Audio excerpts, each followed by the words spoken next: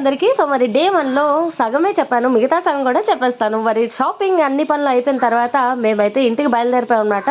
So దారిలో ఈ park చూసారు కదా రైట్ సైడ్, ఇది వచ్చేసి వడక్కునాథం టెంపుల్ అండి. ఇది శివుడు గుడి, ఏకంగా 64 ఎకరాల్లో ఉంది. చాలా పురాతనమైన 1600 సంవత్సరాలు పురాతనమైందని చెప్తారు. పూరం ఫెస్టివల్ కి ఈ టెంపుల్ అయితే ఏకంగా 1,00,000-2 లక్షల మందితో నిండిపోతుంది, కలకల్లా ఆడిపోద్ది ఆ రోజు. ఈ ఊర్లో అయితే పెద్ద పెద్ద షాపింగ్ మాల్స్ అయితే ఏమి ఉండవండి. ఇదిగో ఇది ఒక చిన్న షాపింగ్ మాల్. పెద్ద మాల్ అని చెప్పడానికంటే శోభా సిటీ మాల్ ఒకటే ఉంటుంది, మిగిలినవన్నీ చిన్న చిన్నవే.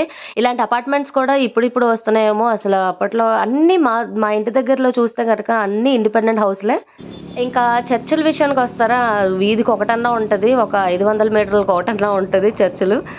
చర్చికి ముందు ధ్వజస్తంభం అయితే గ్యారంటీ. సో మరి ఇలా ధ్వజస్తంభం ఖచ్చితంగా పెడతారు చర్చికి ముందు. నిజంగా నేను ఎక్కగానే బండి గాలి తగ్గిపోవాలా, గాలి తగ్గిపోయింది. కాసేపు టైర్లో గాలి ఎక్కించడానికి ఆగాము. నిజంగా ఈ హస్బెండ్స్ అందరూ కొంచెం ఓవర్ చేస్తారే ఈ విషయంలో.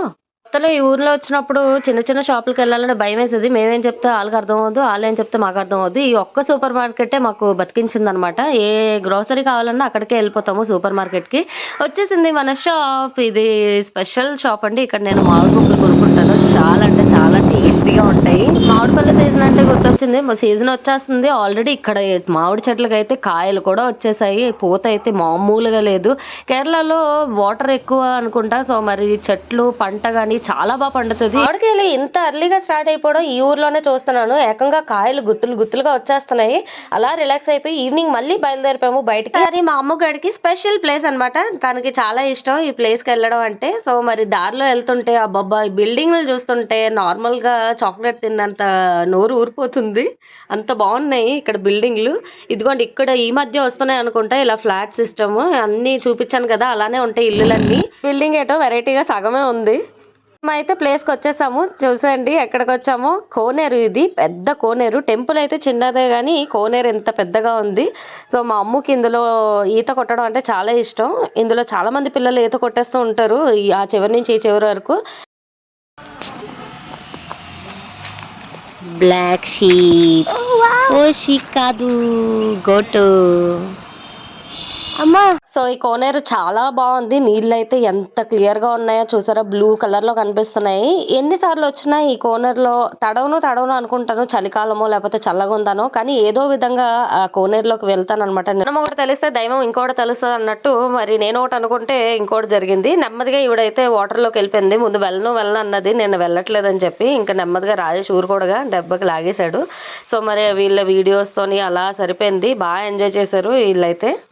పిల్లలకి స్విమ్మింగ్ నేర్పించడం చాలా ముఖ్యం అండి. లైఫ్ సేవింగ్ స్కిల్ అనమాట. సో మరి ఇది ఖచ్చితంగా పిల్లలకి నేర్పించండి. అమ్ము చిన్నప్పటి నుంచే స్విమ్మింగ్ లో ఉండేది, దానికి స్విమ్మింగ్ వచ్చు.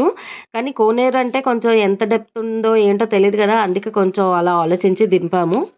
సో ఇప్పుడు నేను ఎంటర్ అవుతున్నాను, ఎంటర్ ది డ్రాగన్. అమ్ము నేను అలాగా జలకన్యలాగా జలకలాట్లు ఆడేసాము. రాజేష్ అయితే ఊరుకోడు, ఎక్కడన్నా ఏదైనా నేర్పించేస్తూ ఉంటాడు. స్విమ్మింగ్ కూడా నేర్పించాడు నాకు కాసేపు. ఎందుకంటే చిన్నప్పటి నుంచి స్విమ్మింగ్ అలవాటు ఉంది. ఎవరెంతసేపు వాటర్ లో ఉంటారా అని టాస్కులు పెడుతుంది నాకు. ఈ కోనేరు వచ్చేసి ఒక 30 అడుగులన్న లోతు ఉంటుంది. లోతు తెలుసుకోగానే ఇంకా మన భయం మామూలుగా ఉండదు. లోతు అంటే భయం ఉన్న వాళ్ళకి ఎలాగుంటుంది, లోతు తెలిసిన తర్వాత ఆ భయం మామూలుగా ఉండదు. అందుకే ఎక్కడ కాళ్ళు అందుతున్నాయో అక్కడ వరకే చేస్తున్నాను అనమాట నేను. అమ్ము ఇదిగో టాస్కులు పెట్టి చంపేస్తుంది మళ్ళీ. ఈ కోనేరు పక్కనే ఉండే పిల్లలు మాత్రం ఎంచక్కా ఈత నేర్చేసుకొని అటు ఇటు తెగ స్విమ్మింగ్ చేసేస్తున్నారు. ముచ్చటేసింది పిల్లల్ని చూస్తుంటే. నిజంగా ఈత నేర్చుకుంటే అలానే నేర్చుకోవాలి. ఏ గుడికి వెళ్ళినా కోనేరు ఉంటుంది కదండి, ముందు నెత్తి మీద నీళ్ళు చల్లుకోవాలి, లేదంటే కోనేరులో మునిగి వెళ్ళాలంటారు. మేము కూడా అదే చేసినట్టుంది ఇప్పుడు. సో చక్కగా కోనేరులో ఈత కొట్టేసాము. మరి పక్కనే విష్ణుమూర్తి గుడి ఉందనమాట. స్వామివారి దగ్గరికి వెళ్ళి దర్శించుకోవాలి కదా, అలా వెళ్ళిపోయాము. దీపాల మధ్యన స్వామివారిని బాగా అలంకరించారు. ఎంట్రన్స్ లో ఈ ధ్వజస్తంభం కూడా చాలా బాగుంది. దర్శనం బాగా జరిగింది. Enjoy the day.